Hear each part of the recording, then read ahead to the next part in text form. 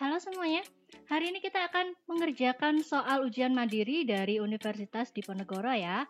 Ini yang kita kerjakan adalah soal tahun 2018 dengan kode 727. Oke, lanjut. Untuk yang nomor 11, elektrolisis dengan menggunakan anoda mangan, maka proses mangan akan teroksidasi. Nah, kalau yang ini udah pernah saya jelaskan ya untuk elektrolisis. Untuk yang ada di anoda, reaksinya bergantung pada elektrodanya. Apakah elektrodanya inert ataupun non-inert. Jika elektrodanya tidak inert, berarti elektrodanya yang akan teroksidasi, sehingga jawaban yang nomor 11 ini pernyataan pertama benar ya. Terus, pernyataan yang kedua, semua anoda akan larut selama proses elektrolisis kecuali menggunakan platina. Nah, ini sebenarnya benar ya. Sampai di sini itu benar, tetapi ketika hanya disebutkan platina ini salah. Mengapa? Karena ada PT, karbon, dan juga AU. Sehingga pernyataan yang kedua adalah salah. Benar salah, maka jawabannya adalah yang C. Nomor 12, pH buffer asam dapat dibentuk dari pencampuran larutan CH3COOH dan juga NaOH dengan konsentrasi asam berlebih. Ini benar. Lalu kelebihan asam akan membentuk sistem larutan garam dan asam asetat dengan pH di bawah 7. Ini juga benar. Benar-benar berkaitan, berarti jawabannya yang A ya. Oke ya, tahu ya, ini asam lemah, ini basa kuat jika bercampur dengan catatan ada asam lemah yang berlebih, maka dia akan menjadi larutan buffer. Lanjut, yang nomor 13, laju reaksi umumnya dapat diperbesar dengan menaikkan suhu yang bereaksi. Nah, ini benar. Lanjut, kenaikan suhu menghasilkan reaksi dapat balik. Nah, kalau yang ini salah ya. Sehingga benar dan salah jawabannya yang C. 14.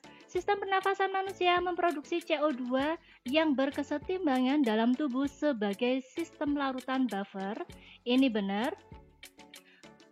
Nah, ini ada gambarnya ya. Ini ada CO2 dari paru-paru masuk ke sini. Nggak kelihatan ya. Ini berarti, bentar. Berarti dari ini kita berrespirasi, udara masuk, terus masuk ke dalam sel, jaringan sel, dia akan membentuk CO2. Nah, CO2 di sini dia akan membentuk kesetimbangan dan membentuk H2CO3 dan juga HCO3 main di sini. Inilah yang ada di dalam tubuh kita, yaitu ada di dalam darah ya.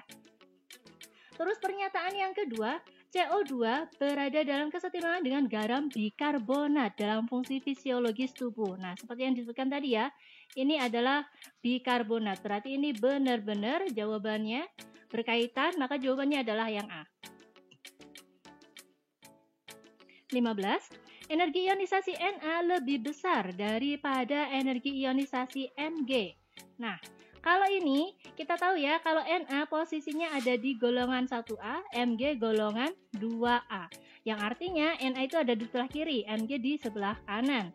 Kita tahu kalau jari-jarinya semakin ke kanan, jari-jarinya akan semakin kecil, sehingga energi ionisasinya akan semakin besar. Sehingga energi ionisasi Na itu harusnya lebih kecil ya. Ini lebih kecil daripada ionisasi Mg, maka ini salah. Secara umum ukuran atom unsur semakin kecil dari kiri ke kanan. Dari kiri ke kanan, ukuran atom akan semakin kecil. Ini benar, berarti salah benar. Ini jawabannya yang D. Nomor 16, diketahui reaksi berikut, maka pernyataan yang benar adalah ini berarti, saya tuliskan lagi ya, kita bisa menentukan untuk bilangan oksidasinya masing-masing. SO4 2- berarti Mn itu adalah plus 2. Ini oksigen adalah min 2. Min 2 dikali 4 adalah min 8. Ini plus 2 berarti sulfurnya adalah plus 6. Lanjut, yang kalium ini plus 1. Berarti totalnya plus 2 ya untuk kalium. Oksigen ini min 2 dikali 8. Berarti ini adalah min 16. Min 16 artinya kita butuh plus 14 atau sulfur di sini adalah plus 7. Untuk H2O ini plus 1, ini min 2. Kemen 4 ini plus 1, Oksigen adalah min 2 dikali 4, ini min 8, berarti kita butuh plus 7. Ini plus 7. Lalu SO4, ini min 2, min 8, plus 1, plus 2. Berarti kita butuh plus 6. H2SO4, ini plus 1. Oksigen min 2, berarti kita butuh plus 6. Nah, kita lihat di sini. Untuk sulfur ini ada plus 6 dan plus 7, dia berubah menjadi plus 6. Ini artinya yang di sini plus 7 ke plus 6. Ini adalah reaksi reduksi. Sedangkan untuk Mn, kita punya plus 2 berubah menjadi plus 7. Ini adalah reaksi oksidasi. Sehingga yang nomor 1 ini benar. Lalu yang pernyataan yang kedua, K2S2O8 atau yang ini berperan sebagai reduktor. Kalau sebagai reduktor berarti dia harus mengalami oksidasi ya. Sedangkan di sini dia mengalami reduksi. Berarti ini salah. Terus yang nomor 3, ion mangan teroksidasi dengan melepaskan 5 elektron. Mangan, nah kalau yang ini gampang nih. Mangan dari plus 2 berubah menjadi plus 7. Berarti dia melepaskan 5 elektron. Dari plus 2 plus 7 berarti kan bilangan oksidasi naik ya. Naik 5 satuan alias dia melepaskan 5 elektron. Berarti ini benar. Yang keempat, reaksi tersebut tidak dipengaruhi oleh pH. Nah, kalau yang ini gampang cirinya. Kalau ada pH, berarti kita lihat ada nggak di situ spesies yang bersifat asam ataupun bersifat basa. Sedangkan di sini kita lihat kita punya H2SO4 yang sifatnya asam. Sehingga reaksi ini dipengaruhi oleh pH. Maka jawabannya adalah 1, 3 atau yang B. Lanjut yang nomor 17. Nah, untuk yang nomor 17, diketahui reaksi P plus Q berubah menjadi produk. Lalu diperoleh data sebagai berikut ya. Ada P, ada Q. Dari data tersebut, pernyataan yang benar adalah, nah kalau yang ini, saya tekankan lagi, saya lebih suka menggunakan cara cepat ya. Cara cepatnya adalah, oke, kita kerjakan dulu untuk orde dari P. Jika kita mencari orde untuk P, berarti kita mencari konsentrasi yang Q sama. Konsentrasi Q yang sama berarti, ini saya ganti warna dulu. Ini sama ya, 0,5, 0,5, ini tak anggap nggak ada. Hasilnya kita punya 0,2 dibagi 0,4. 0,2 dibagi 0,4, saya sederhanakan, saya dapat angka setengah. Ini pangkat K sama dengan lajunya 1/4.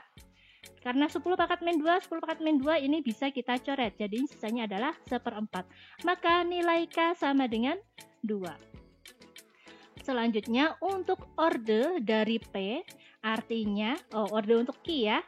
Orde untuk Q artinya kita cari nilai P yang sama yaitu 0,2, 0,2. Ini tak anggap nggak ada. Sehingga selanjutnya saya punya ini 0,5 dan 1,0. 0,5 saya tulis di sini 0,5 per 1,0 itu sama dengan 1/2.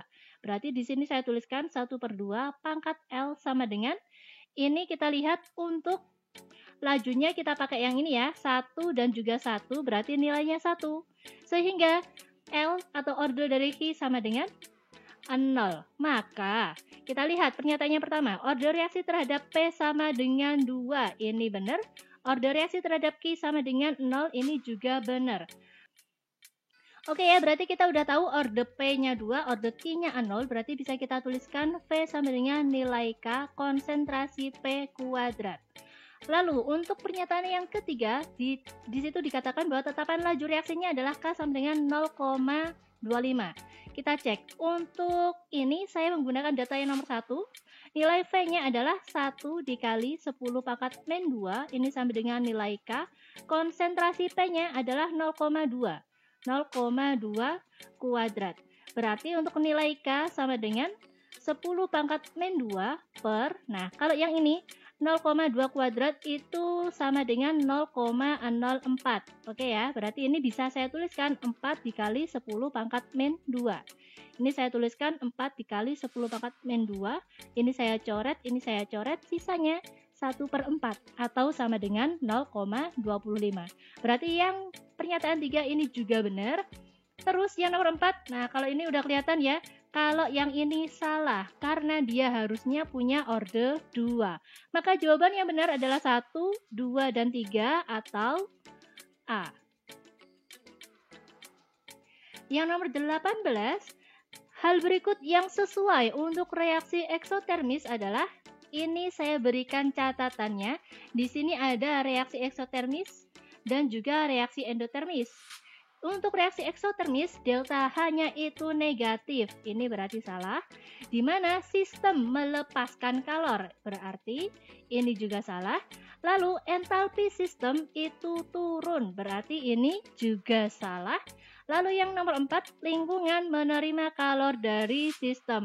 Nah, kalau yang ini kita tahu ya, kalau eksotermis itu kalor mengalir dari sistem ke lingkungan, artinya lingkungan menerima kalor dari sistem, berarti yang benar hanya nomor 4 alias jawabannya yang D. Lanjut untuk yang nomor 19, reaksi asam oksalat H2C2O4 1M dengan NaOH. Pernyataan yang pertama, apakah dia merupakan reaksi reduksi dan reaksi oksidasi? Ini saya tuliskan, kita punya H2C2O4 bertemu dengan NaOH ya. Ini hasilnya adalah Na2C2O4 plus H2O, 2H2O. Cara gampangnya untuk mengecek bilangan oksidasi, jika zat tersebut hanya terjadi pertukaran ion-ionnya aja, tidak terjadi perubahan ya, misalkan C24 dia tetap jadi C24, bukan menjadi CO2 ataupun menjadi karbon ataupun oksigen. Ini tidak terjadi, berarti ini tidak terjadi perubahan bilangan oksidasi, yang artinya ini bukan reaksi redoks. Oke ya, kalian bisa cek satu-satu bilangan oksidasinya semuanya masih tetap sama, sehingga nomor 1 ini jawabannya salah. Lanjut, apakah sebanyak 1 gram ekivalen asam oksalat setara dengan 1 mol NaOH? Nah, kalau yang ini gram ekivalen sedikit asing gitu ya, tapi ini saya jelaskan aja. Untuk gram ekivalen atau disebut dengan grek itu sama dengan Mr dibagi dengan valensi. Karena kita memiliki asam dan basa, maka valensi di sini adalah jumlah ion H+ atau jumlah ion OH-. Yang ditanyakan adalah grek dari H2C2O4. Mr-nya adalah Mr dari H2CO2O4, saya tulis di sini ya, H2C2O4 berarti ini 2, C12 berarti ini 24, ini 16 dikali 4 berarti 32, ini 64. 4 berarti 0, nyimpan 1, 6, 28, ini berarti 90. Maka ini saya tulis 90 Mr-nya. Valensinya, asam oksalat memiliki 2 ion H+ ya, berarti ini adalah 2. Berarti ini 45. Ini 1 gram ekivalen untuk asam oksalat. Ingat ya, gram ekivalen, bukan mol ekivalen. Kalau untuk mol ekivalen, saya tuliskan aja. Mol ekivalen itu artinya ini adalah jumlah mol dibagi dengan valensi, tetap sama. Nah, kita kembali ke soal. Sebanyak 1 gram ekivalen asam oksalat setara dengan 1 mol NaOH. Berarti untuk 1 grek dari, kita tuliskan 1 grek dari H2C2O4. Ini kita kembali ke sini ya. 1 grek artinya dia adalah 45 gram. Ini satuannya gram. Atau setara dengan, jika kita mencari jumlah mol dari asam oksalat, berarti H2C2O4. Untuk 1 grek ya, ini saya gunakan 45 dibagi 90 alias setengah mol. Nah, apakah setengah mol dari asam oksalat setara dengan 1 mol NaOH? Nah, kalau yang di sini berarti kita kembali ke persamaan reaksi. Kalau kita udah bicara dengan mol ya, ini H2C2O4 bereaksi dengan, nah ini NaOH adalah 2 mol. Jika kita memiliki setengah mol dan juga memiliki 1 mol, maka ini reaksinya setara, berarti nomor 1 benar. Lanjut yang nomor 3. Yang nomor 3, asam oksalat teroksidasi menjadi CO2. Ini salah. Lanjut yang nomor 4. Nah, ini lagi grek lagi ya. Sebanyak 0,1 mol asam oksalat bereaksi sempurna dengan 0,2 gram ekivalen dari NaOH. Artinya, ini saya hapus ya. Berarti untuk NaOH, jika kita punya 0,2 gram ekivalen dari NaOH, berarti nah, cara mudah untuk NaOH, ini ada cara mudahnya. Mengapa? Karena NaOH hanya memiliki satu valensi, yaitu hanya satu ion OH-, ya kan? Sehingga untuk 0,2 grek dari NaOH itu akan sama dengan 0,2 mol dari NaOH. Sehingga bisa kita katakan, ini saya hapus dulu. Di sini kita memiliki 0,1 dan juga 0,2 mol. Ini koefisiennya 1.